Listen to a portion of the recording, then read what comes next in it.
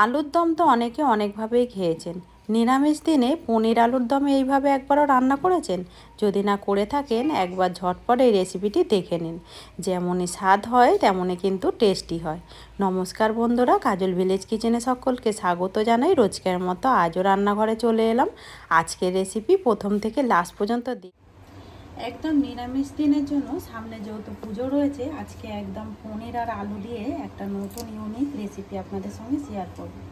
তার জন্য এখানে আলুটাকে আমি ভালো করে পরিষ্কার করে ছাড়িয়ে ধুয়ে পরিষ্কার করে দুটো করে টুকরো করে রেখেছি মাঝ বরাবর। এবারে এখানে নিয়েছি আমি একটা এরকম, এই আলু ছাড়ানো দিয়েই আমি মাঝ বরাবর ঠিক এইভাবে আলুটাকে একটু বের করে নেব। আজকের রেসিপি একদম নতুন ধরনের হবে। পনির দিয়ে খেতে কিন্তু ভীষণই দারুণ লাগবে। সমস্ত আলুগুলোকে ঠিক এইভাবে তোমরা চাইলে এখানে চামচের পেছন দিক থেকেও কিন্তু এইভাবে করে নিতে পারো। আমি আলু ছেলা দিয়ে খুব ভালো হয় কিন্তু করে নিলে, আর খুব ভালোভাবেই কিন্তু হয়। দেখো যতটা সম্ভব পাতলা করে আমি এইভাবে ছাড়িয়ে নিলাম, আর এইভাবেই ছাড়িয়ে নিতে হবে। একটা কিন্তু এখানে একেবারে রেডি হয়ে গেছে। অপরগুলো সমস্তগুলোকেই আমি আলুগুলোকে একইভাবে আগে এরকম ছাড়িয়ে নেব। সমস্ত আলুগুলো থেকেই আমি দেখো ভেতর থেকে যে আলুটা রয়েছে আমি কিন্তু বের করে নিয়েছি এইভাবে। এবার এইগুলো কিন্তু ফেলে দেব না। অপর দিকে দেখো এখানে কিন্তু জল গরম হতে বসিয়ে দিয়েছি আগে থেকে। এখানে দিয়ে দেব সামান্য একটু লবণ বা স্বাদ মতো লবণ। লবণটা দিলে পরে আলুর মধ্যে কিন্তু লবণগুলো যাবে, এতে করে খেতে কিন্তু ভীষণই দারুণ হবে। আলুগুলোকে একটু সিদ্ধ করে নিতে হবে। সমস্ত আলুগুলোকেই আমি জলের মধ্যে আগে দিয়ে দেব। সমস্ত আলুগুলোকেই দেখো দিয়ে দিয়েছি। এবার এই কেটে নেওয়া আলুগুলো যে রয়েছে এইগুলো কিন্তু ফেলে দেব না, এইগুলোকেও আমি এর মধ্যে দিয়ে দেব। সমস্ত আলুগুলোই কিন্তু কাজে লেগে যাবে। আলুর দম যখন এমনি ভালো লাগবে না, শুধু আমরা এমনি আলুর দম খেয়ে থাকি, আজকে একদম অন্যভাবে একটু আলুর দমটা করে দেখাবো। এতে করে খেতে কিন্তু নিরামিষ দিনে দারুণ লাগবে। রুটি, পরোটা অথবা লুচির সঙ্গে কিন্তু বেশ যাবে। এবারে এটাকে ঢাকা দিয়ে আমি সিদ্ধ করে নেব, ততক্ষণ অন্য কাজটা করে নেওয়া। অপর দিকে দেখো এখানে নিয়েছি আমি পনিরটাকে এবার এখানে একটা গ্রেটার নিয়েছি।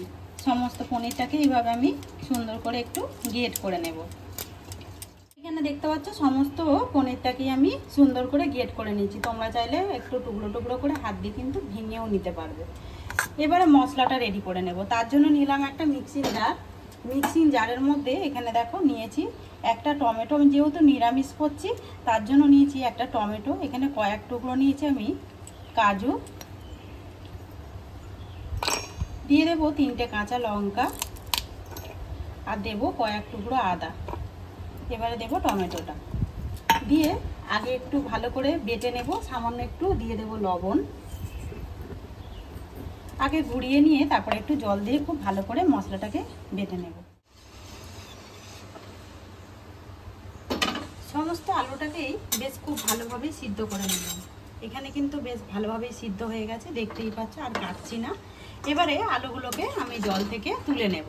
কড়াটা ধুয়ে খুব ভালোভাবে বসিয়ে দিয়েছি। দিয়ে দেবো এখানে অল্প একটু সাদা তেল। ওই ছোট যে 4 চামচ হয় 2 চামচের মতো দিলাম সাদা তেল। এবারে এখানে দেবো একটু গোটা জিরে ফোড়নের জন্য। একটা পুর রেডি করে নেব, তার জন্য দিয়ে দিলাম একটু গোটা জিরে। তোমরা কিন্তু তোমাদের পছন্দ মতো এখানে ফোড়নে ব্যবহার করতে পারো। জিরাটা থেকে যখন একটা সুন্দর মিষ্টি গন্ধ আসবে তখন দিয়ে দেবো এখানে আদা। তো এখানে 1/2 চামচের মতো দিয়ে দিলাম আদা। দেখো সমস্ত ফোড়নগুলোই সুন্দর করে একদম ভাজা হয়ে গেছে, এর থেকে আর বেশি ভাজবো না।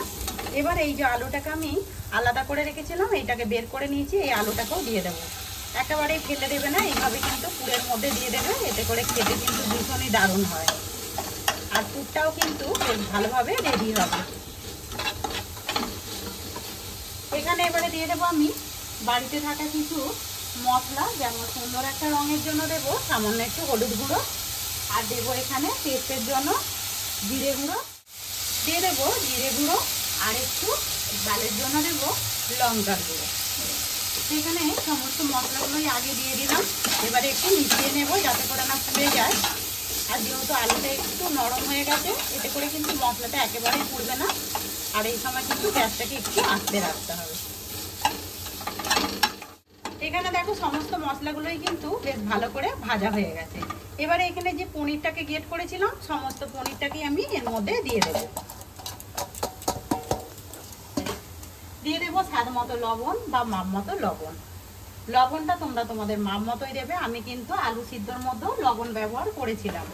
এবারে দেবো সামান্য একটু চিনি, এতে করে কিন্তু মিষ্টির জন্য না, সুন্দর একটা টেস্টের জন্য। চিনিটা দিলে খেতে ভালো লাগবে। আর যাদের কিন্তু চিনি বারণ আছে তারা না দিলেও এটা হবে। এবারে সমস্ত উপকরণগুলোকে খুব ভালো করে আগে মিশিয়ে নেব।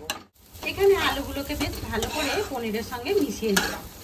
1 মিনিট থেকে 2 মিনিট মতো নাড়াচাড়া করার পরেই কিন্তু বুঝতে পারবে সুন্দরভাবে এরকম দলা পাঠিয়ে যাবে। একদম পুরটা কিন্তু রেডি হয়ে গেছে। এই সময় তোমরা চাইলে লবণটা একটু চেক করে নেবে। চলো এবারে এটাকে নামিয়ে নেব। সুন্দর করে পুরটাকে আমি একটু ঠান্ডা করে নিলাম, যাতে করে হাত দিতে পারি। আর এই দেখো পুরটা দেখতে কতটা সুন্দর হয়েছে, খেতে কিন্তু আরো বেশি দারুণ লাগবে। এখানে যে আলু সিদ্ধটাকে রেখেছিলাম এটাকেও নিয়ে নেব, বেশ ঠান্ডা হয়ে গেছে হাত দেবার মতো। এখানে যে পুরটা করেছিলাম মাছ বরাবর ঠিক দিয়ে দেব। দিয়ে একটু হাত দিয়ে এইভাবে চেপে দেব। চেপে দিলে কিন্তু দেখো রেডি হয়ে গেল। এরকম নতুন নতুন ইউনিক রেসিপি পেতে হলে আমার চ্যানেলটিকে সাবস্ক্রাইবার করে রাখবেন। আর যদি ভালো লেগে থাকে একটা লাইক একটা কমেন্ট করে এইভাবে আমার পাশে থাকবেন। এখানে কিন্তু সুন্দরভাবে একটা রেডি হয়ে গেল আলুর দম। তোমরা দেখবে অনেকে অনেকভাবে খেয়েছো, এইভাবে একবার ট্রাই করে দেখো। অষ্টমী অথবা সপ্তমী কিন্তু বেশ দারুণ লাগবে। ষষ্ঠীর দিনেও কিন্তু এরকম একটা আলুর এরকম একটা দম রেডি করে নিতে পারবে। সমস্তগুলোকেই আমি এইভাবেই একইভাবে রেডি করে ফিরে আসছি। এইগুলো কিন্তু খুব বেশিক্ষণ সময় লাগে না, খেতে কিন্তু ভীষণই দারুণ লাগে। মনে হচ্ছে দেখে যেন অনেকক্ষণ সময় লাগছে, যখন বাড়িতে রেডি করবে একেবারে কিন্তু খুব তাড়াতাড়ি হয়ে যায়। এখানে দেখতে পাচ্ছ সমস্তগুলোতেই আমি আলুর মধ্যে পুর একেবারে ভরে নিয়েছি। আর এইদিকে কিন্তু সাদা তেল আবারও আমি গরম হতে বসিয়ে দিয়েছি এইদিকে। এবারে সমস্ত আলুগুলোকে একটু এপিট ওপিট করে ভেজে নেব। এতে করে কিন্তু আলুর রঙটা সুন্দর আসবে, খেতে কিন্তু আরও বেশি দারুণ লাগবে। এখানে দেখতে পাচ্ছ আমি কয়েকটা আলু দিয়ে দিয়েছি। এবারে এইগুলোকে না এইভাবে একটু উল্টে পাল্টে সুন্দর করে ভেজে নেব। এখানে দেখতে পাচ্ছ সমস্তগুলোই কিন্তু বেশ সুন্দর করে আমি ভেজে নিয়েছি। এবারে একে একে তেল থেকে একটু তুলে নেব। আর এইগুলো কিন্তু একেবারে ভেঙে যাওয়ারও ভয় থাকে না। আর দেখো পুর কিন্তু একদম বেরিয়ে যাবে না।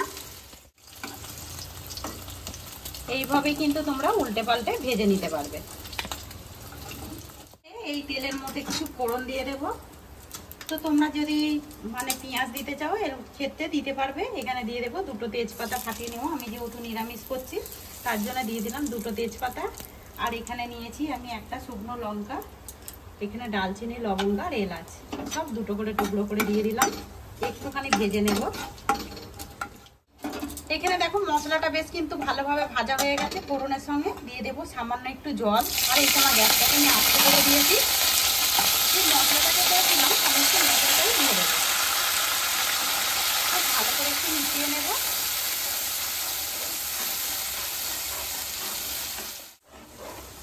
এখানে দেখতে পাচ্ছি 1 মিনিট মতো আমি মশলাটাকে একটু কষিয়ে নিয়েছি। এবারে এতে একে একে আমি কিছু মশলা দিয়ে দেব। এবারে এখানে দেব আমি সুন্দর রঙের জন্য দেব হলুদ গুঁড়ো, আর দেব এখানে ধনে গুঁড়ো, আর দেব জিরে গুঁড়ো। ঝালের জন্য আমি এখানে 3টে কাঁচা লঙ্কা ব্যবহার করেছি। এবারে দিয়ে দেবো আমি লঙ্কার গুঁড়ো। তোমরা কিন্তু তোমাদের পছন্দ মতো এখানে লঙ্কার গুঁড়ো ব্যবহার করে নেবে। দিয়ে দেবো স্বাদ মতো লবণ বা মাপ মতো লবণ। এখানে দেখতে পাচ্ছ মশলাটাকে আমি খুব সুন্দর করে কষিয়ে নিয়েছি, তেল ছাড়তে শুরু করেছে। এবারে এখানে দিয়ে দেবো একটু চিনি। যেহেতু নিরামিষ করছি একটু পনির, একটু চিনি দিলে খেতে কিন্তু ভালো লাগবে। দিয়ে দিলাম বেশ একটু চিনি। চিনিটা দিলে টেস্টটাও যেমন সুন্দর হবে, তরকারির কালারটাও কিন্তু বেশ দারুণ আছে। এখানে মশলা বেশ সুন্দরভাবেই কষানো হয়ে গেছে আর তেল ছাড়তে কিন্তু শুরু করেছে। এখানে দিয়ে দেবো আমি গরম জল। আর মিক্সিতে মধ্যেই দিয়ে দিয়েছি, ভালো করে ধুয়ে দিয়ে দিলাম। তোমরা কিন্তু যতটা যে যেরকম পারো গ্রেভি রাখবে সেই হিসাবে জল দিয়ে দিতে পারো। আমি এখানে কিন্তু বেশ বড় বাটির 1 বাটি জল দিয়েছি, যেহেতু আলুটা সিদ্ধ করাই রয়েছে। এবারে এটাকে ঢাকা চাপা দিয়ে খুব সুন্দর করে ফুটিয়ে নেব। যেহেতু গরম জল রয়েছে একদম কিন্তু এখানে জলটা খুব তাড়াতাড়ি ফুটে উঠেছে। একবার একটু নাড়াচাড়া করে দেব। এখানে ভেজে নেওয়া আলুগুলোকে একে একে করে এই গ্রেভির মধ্যে দিয়ে দেব। আজকের রেসিপি আপনাদের কে কোথা থেকে দেখছেন অতি অবশ্যই কমেন্ট করে জানাবেন। সমস্ত আলুগুলোকেই আমি দিয়ে দিলাম। একটুখানি এইভাবে একটু নাড়াচাড়া করে দেব, দিয়ে ঢাকা দিয়ে খুব সুন্দর করে এটাকে ফুটিয়ে নেব। তোমরা চাইলে এই সময় কিন্তু একটু গরম মশলা দিতে পারো, আমি আর যেহেতু ফোড়ন দিয়েছি আর দেবো না। ঢাকা চাপা দিয়ে এটাকে একটু লো টু মিডিয়ামে রান্না করে নেব। যেহেতু পনির রয়েছে খুব তাড়াতাড়ি কিন্তু এটা মানে গ্রেভিটা শুকিয়ে আসবে। একদম আলু পনিরের রেসিপি রেডি। তো আজকের রেসিপি আপনাদের কিরকম লাগলো অতি অবশ্যই কমেন্ট করে জানাবেন। যদি ভালো লেগে থাকে একটা লাইক করে দিয়ে এইভাবে আমার পাশে থাকবেন, আমাকে সাপোর্ট করবেন। আমার এরকম নিত্য নতুন রান্নার জন্য পাশে থাকা বেল আইকনটি প্রেস করবেন। একটা প্লেটের মধ্যে সুন্দর করে আমি বেশ কিছুটা তুলে নিলাম।